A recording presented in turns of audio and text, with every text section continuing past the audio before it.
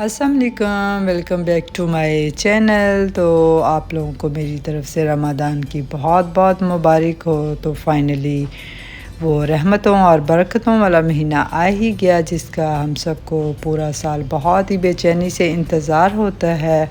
तो यहाँ शाम के तकरीबन 6:30 बजे का टाइम हो चुका था और मैंने कहा कि चलें किचन में थोड़ी सी डेकोरेशन ही रमज़ान की कर लेते हैं। इस दफ़ा हमने जो डेकोरेशन का पॉइंट है वो थोड़ा चेंज कर लिया है। अदरवाइज़ तो मैं ये रमज़ान के जो बैनर्स हैं ये अपने लिविंग रूम में ही लगाती हूँ। इस दफ़ा मैंने कहा चले किचन में ये स्टिकर्स वगैरह रमज़ान के लगा देते हैं। और अभी मेरी जो दूसरी डेकोरेशन की चीज़ें मैंने ऑर्डर की हुई हैं वो अभी पहुँची नहीं है। तो वो जो नई चीज़ें हैं उनके साथ हम लोग लिविंग रूम में अपनी डेकोरेशन करेंगे, लेकिन अभी ज़ाहिर है वो पहुंची नहीं है। तो मैंने कहा चले इन्हीं से गुजारा करते हैं। हालांकि कुछ चीज़ें मेरी बेटी भी लेके आई हुई थी। मैंने उन्हें बोला था कि आपको जो भी कोई रमज़ान की चीज़ नज़र आ जाएगी तो वो ले आना। तो ओवरऑल यहाँ हमारा किचन बहुत ही अच्छा लग रहा था, बड़ी रमज़ान की वाइब आ रही थी।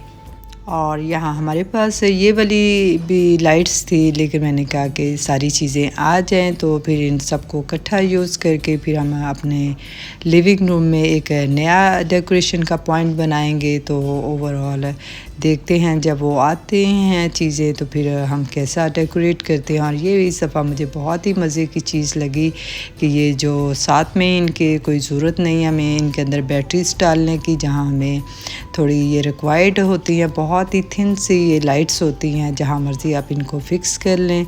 तो यहाँ डेकोरेशन करने के बाद फिर मैंने कहा कि चलें साथ में अब कुकिंग वगैरह कर लेते हैं, क्योंकि ज़ाहिर है सुबह सहरी का टाइम है। और मैं हमेशा से ऐसे ही करती हूँ कि शाम को ही जो भी सालन वगैरह बनाने होते हैं, ज़ाहिर है सुबह टाइम इतना मुझे ख़ुद भी अच्छा नहीं लगता कि उस वक्त ज़ाहिर है कि कभी आप सो जाते हो और फिर दोबारा उठकर ये सारा कुछ करना अच्छा नहीं लगता, बल्कि सभी मेरे ख़्याल में लोग ऐसे ही करते होंगे।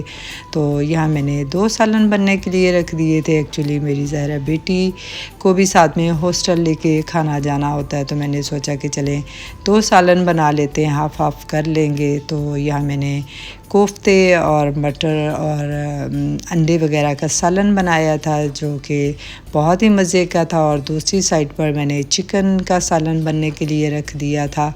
तो यहाँ मज़े का आलू मटर और कोफ्ते का सालन तैयार हो चुका था, और दूसरी तरफ चिकन का सालन। तो ज़ाहिर है कि हरे धनिए के बगैर तो कोई भी सालन का एक लुक नहीं निकलती। तो यहाँ माशाल्लाह से ये मेरे सालन वगैरह तैयार हो चुके थे। और खाना बनने के बाद फिर मेरी जेठानी लोग आ गए थे रमज़ान की मुबारकबाद देने के लिए, और काफ़ी देर हम लोग गपशप करते रहे। और वैसे उनके जाने के बाद मैंने शावर वगैरह लिया और अपनी नमाज़ वगैरह और तरावी वगैरह पढ़ी। और इसके बाद ज़ाहिर है आम रूटीन में भी हम लोग रात को नहीं सोते, तो ज़ाहिर है रमज़ान में सो कर दोबारा उठना तो बहुत ही मुश्किल लगता है। और इसके बाद मैंने अपने लिए कॉफ़ी वगैरह बनाई, क्योंकि मेरी कोशिश यही थी कि जितना हो सके मैं ज़्यादा से ज़्यादा पानी पी लूँ, क्योंकि ज़ाहिर है कि फिर रमज़ान में पानी की डिहाइड्रेशन हो जाती है। तो मेरी यही कोशिश थी कि जितना टाइम मैं जाग रही हूँ उसमें मैं ज़्यादा से ज़्यादा पानी पी लूँ। और फिर इसके बाद मैंने तहज्जुद के नवाफ़िल पढ़े। और अगर आप तहज्जुद की नमाज़ शुरू करना चाहते हैं तो मेरे ख़्याल में रमज़ान बेस्ट टाइम होता है इसके लिए। और आप जब एक महीना स्टिल तहज्जुद के नवाफ़िल वगैरह अदा करते हैं तो फिर इसके बाद भी आप इसके आदी हो जाते हैं। तो मेरे ख़्याल में रमज़ान बेस्ट टाइम होता है। और यहाँ तकरीबन 4 बजे का टाइम हो चुका था, और फिर मैंने आटा वगैरह गूँधा। और इसके बाद फिर साथ में ही मैंने सालन वगैरह गर्म होने के लिए रख दिया था, क्योंकि ज़ाहिर है कि इसको भी गर्म होते हुए टाइम लगता है। तो इसलिए मैंने दोनों सालन गर्म कर लिए थे, क्योंकि मेरी बेटी को ज़्यादा चिकन पसंद है और मेरे हस्बैंड को अंडे कोफ्ते का सालन पसंद है। तो इसलिए फिर मैंने दोनों ही सालन गर्म कर लिए थे।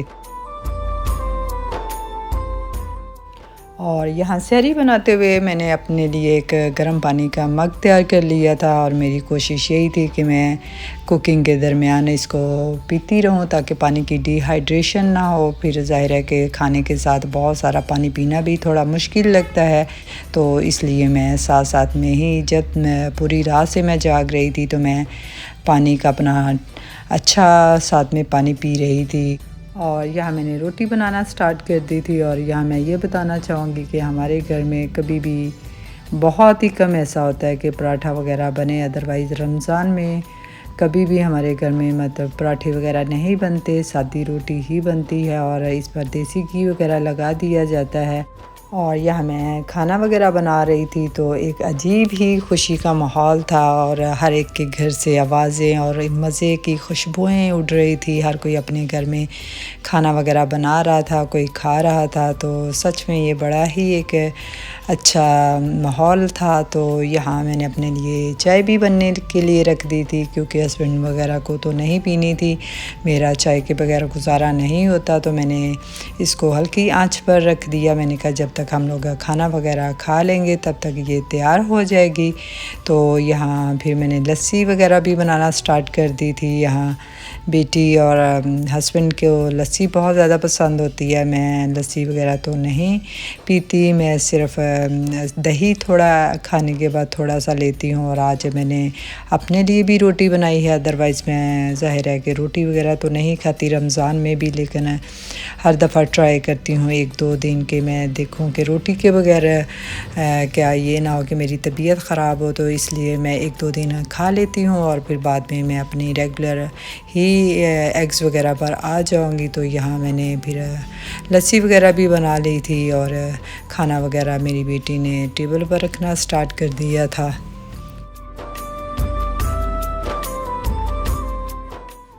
और यहाँ सहरी करते हुए मुझे अपने बच्चे बहुत आज याद आ रहे थे और जब वो यहाँ होते थे और हम लोग सब मिलकर रमज़ान में बहुत ज़्यादा एहतमाम किया करते थे, हर किसी बच्चे की फरमाइश को मद्देनज़र रख कर उसके लिए अफ्तारी और सहरी में चीज़ें बनाई जाती थी। और अब तो वो रौनकें ही नहीं है। इस दफ़ा तो फिर भी अल्हम्दुलिल्लाह बेटी वीकेंड था तो घर आई हुई थी तो इतना बोरियत का एहसास नहीं हुआ था, लेकिन लास्ट टाइम ऐसा था कि बेटी अपने हॉस्टल में थी और मैं और मेरे हस्बैंड हम लोग घर में अकेले थे, तो बहुत ही बोरियत महसूस हो रही थी। इवन मैंने तो बहुत ज़्यादा रोना स्टार्ट कर दिया था। फिर मेरे हस्बैंड ने मुझे समझाया कि कोई बात नहीं, ऐसे ही ज़िंदगी चलती है। तो इस दफ़ा फिर भी अल्हम्दुलिल्लाह मेरी बेटी इधर है तो इतना ज़्यादा फ़ील नहीं हुआ। लेकिन सच कहूँ तो पुरानी जो आपकी यादें होती हैं, जो वक्त आपने अपनी फैमिली के साथ स्पेंड किया होता है और ख़ास कर रमज़ान में, तो मुझे स्पेशली अपने बच्चे बहुत ही याद आते हैं। बाकी यहाँ बातें करते करते अब मैंने अपनी चाय भी पीना स्टार्ट कर दी थी और बेटी ने सारे बर्तन वगैरह उठा कर किचन में रख दिए थे। मैंने कहा था कि आप नमाज़ पढ़ लो, बाकी मैं ख़ुद ही सारा किचन नीट एंड क्लीन कर लूँगी। तो यहाँ मैंने भी अपनी नमाज़ वगैरह अदा कर ली थी और इसके बाद मैंने किचन को नीट एंड क्लीन करके मैं भी सोने के लिए चली गई थी।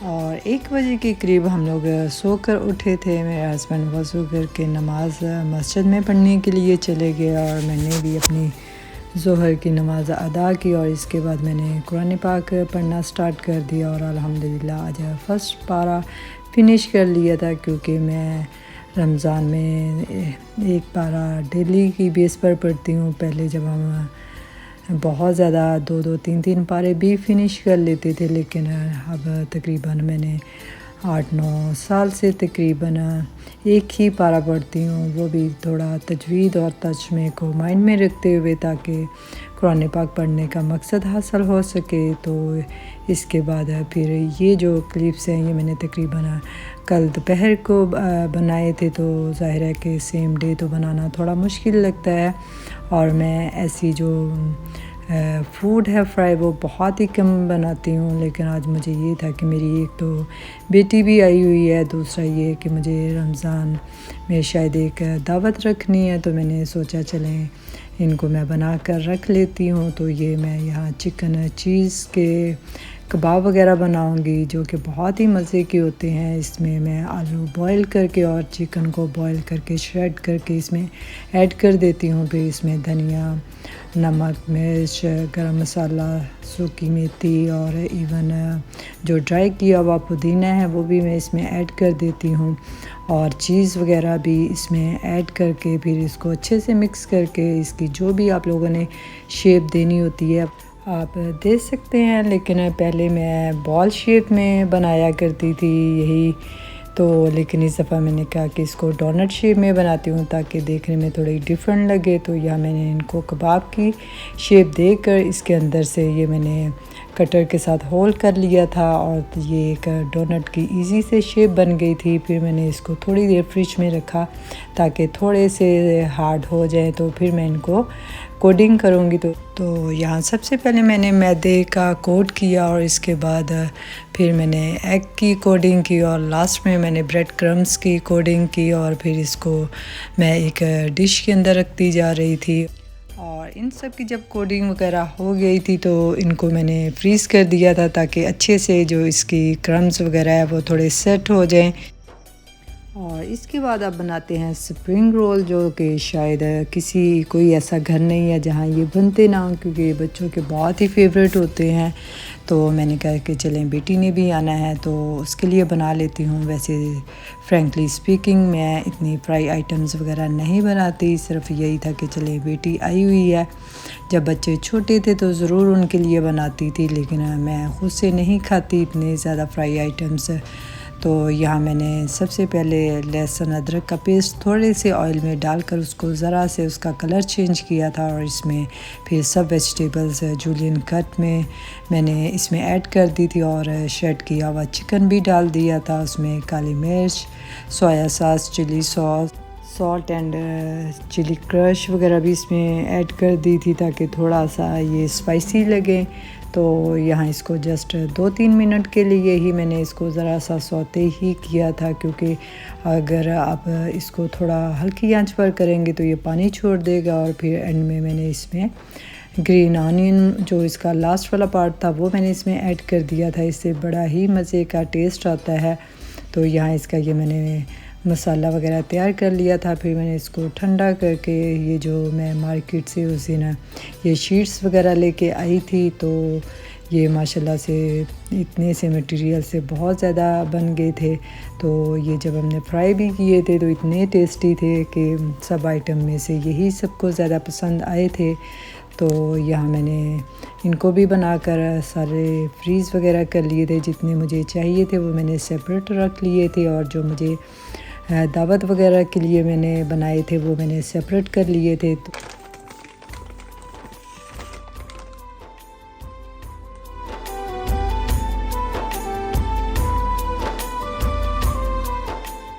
और यहाँ अफ्तारी में मेरा फेवरेट चना चाट सैलड बनने जा रहा था, जो कि बहुत ही मज़े का बनता है। और जब भी कभी मुझे जी चाहेगा तो मैं यही वाली चना चाट सैलड बनाती हूँ। तो ये एक बहुत ही हेल्दी है और लाइट वेट भी है, पर बहुत ज़्यादा हैवी नहीं खाने के बाद फ़ील होता। तो यहाँ मेरे पास जो भी वेजिटेबल्स होती है इसमें मैं खीरा भी ऐड कर देती हूँ, बंद गोभी, चना और प्याज, साथ में बंद गोभी और जो भी मेरे पास आइटम यानी होगी वेजिटेबल्स वाली वो मैं इसमें ऐड कर देती हूँ। और फिर बाद में इसमें मैं थोड़ा सा केचप ऐड करती हूँ, जो कि चिली सॉस वाला होता है। और अब बात कर लेते हैं इसकी स्पाइसेस की। तो इसमें नमक, काली मिर्च, कुटी लाल मिर्च और चिली सॉस और सिरका अपने टेस्ट के अकॉर्डिंग इसमें थोड़ा सा डाल लें। और अगर कोई लोग इसमें चाट मसाला भी डालना चाहें तो वो डाल सकते हैं, लेकिन मुझे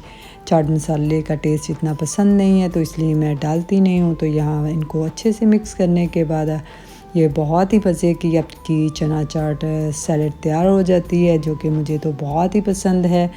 तो इसके बाद अब मैंने दही बड़े थोड़े से बनाने थे, क्योंकि हस्बैंड को भी पसंद थे और बेटी को भी, तो इसलिए मैंने इसको जो बल्लियाँ थी इसको मैंने थोड़ी देर माइक्रोवेव में गरम करके इसको मैंने राइस कर लिया था। और ये दही इसमें मैं ऐड कर दूंगी, चना, और इसमें हरी चटनी वगैरह ऐड करके और थोड़ी सी काली मिर्च, चाट मसाला वगैरह ऐड करके ये जल्दी से तैयार हो जाने वाले बड़े हैं, जो कि मैंने सिर्फ 2-3 मिनट के अंदर ही ये तैयार कर लिए थे। और ये सच में बहुत ही मज़े के थे। आप इसमें थोड़ा सा चाट मसाला भी डाल सकते हैं, लेकिन अगर आप इसकी जगह काली मिर्च डालें तो ज़्यादा मज़े का लगता है।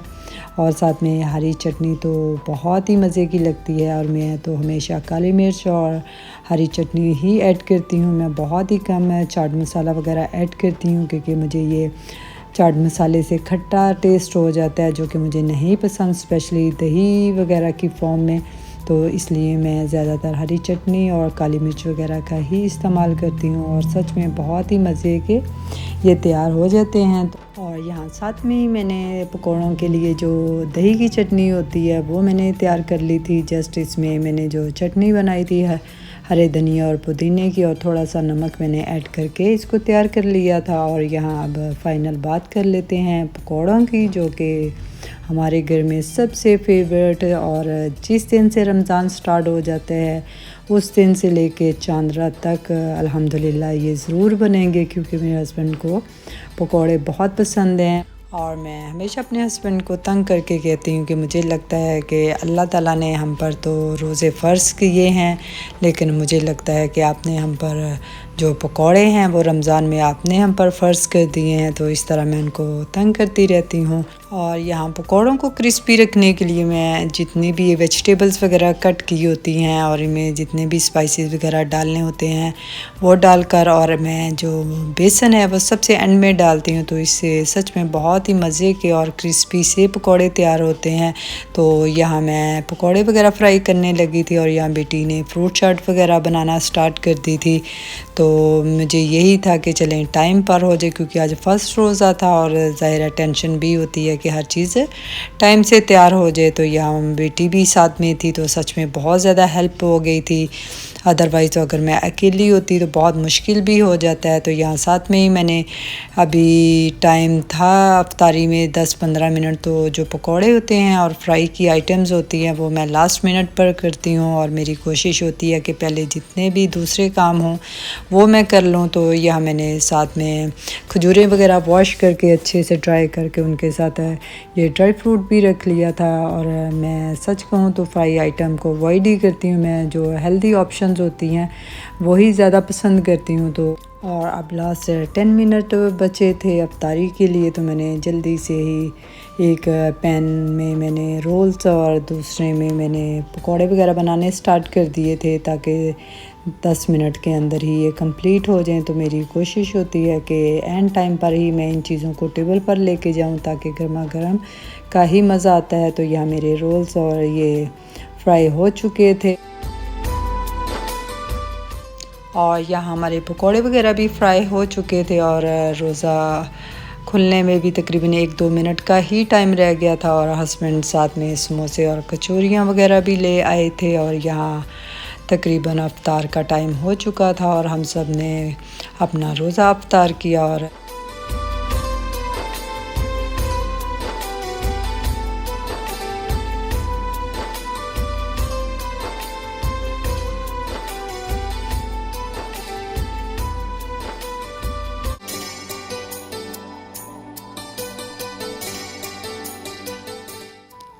माशाल्लाह से आज हम लोगों का पहला रोज़ा कंप्लीट हो चुका था। और यहाँ नमाज से फ़ारिग होने के बाद मेरी बेटी ने और मैंने मिलकर सारे बर्तन वगैरह किचन में रखे और मैंने वॉश किया। और बेटी ने साथ में ही चाय वगैरह बना ली थी। और आज ये हमें रमज़ान के लिए किसी ने केक भिजवाया था, जो कि बहुत ही मज़े का लोटस केक था। और यहाँ चाय के साथ हम लोगों ने इसको एंजॉय किया। आई होप आप लोगों को मेरा आज का व्लॉग बहुत पसंद आया होगा। और अगर आप लोग मेरे चैनल पर नए हैं तो मेरी वीडियो को लाइक करना और मेरे चैनल को सब्सक्राइब करना मत भूलिएगा। मिलते हैं एक और नए रमज़ान व्लॉग के साथ, तब तक अपना ख्याल रखिएगा। अल्लाह हाफिज़।